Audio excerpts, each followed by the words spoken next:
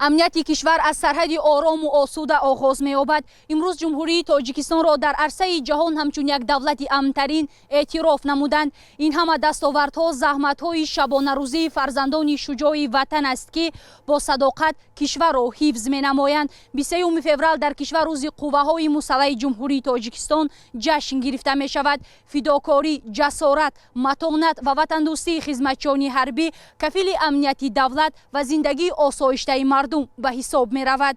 زیاده از 13 سال است که قوه‌های مسلح جمهوری تاجیکستان ارزی وجود داشته. در این مدت با گذشت مرحله‌های گوناگون و دشواری تاریخی در حفظ و یکپارچگی تاجیکستان صاحب استقلال نقش مهم گذاشته است. قوه‌های مسلح در هر دور و زمان برای هر یک دولت صاحب استقلال کفیل بخطری و تامین کننده حیات آسایشته مردم به حساب می رود. ارتش ملی سپری با اعتماد کفیل امنیت و آرامی جامعه بوده پایداری صلح و ثبات را در کشور تامین می کند.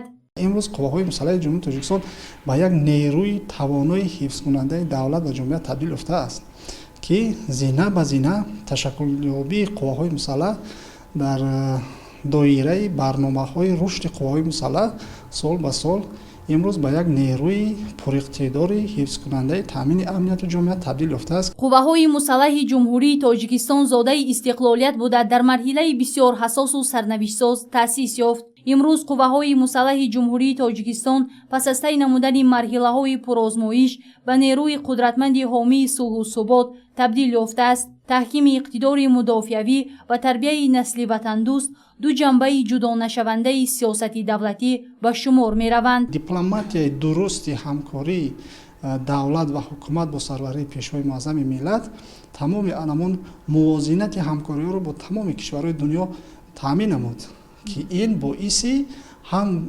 تامین امنیت در جامعه و هم رشد قوای مسلح گردید. با افتخار میتوان گفت که قوه‌های مسلح جمهوری تاجیکستان هنوز در روزهای اولی تأسیس‌یابی‌اش در راه حفظ دستاوردهای استقلال، برقرار کردن ساخت کنستیتوسیونی، تشکل صلح و ثبات و حفظ سرحدی دولتی خدمت‌های فداکارانه را انجام داده، من بعد نیز در راه پایدار ماندن امنیتی کشور تلاش می‌نماید.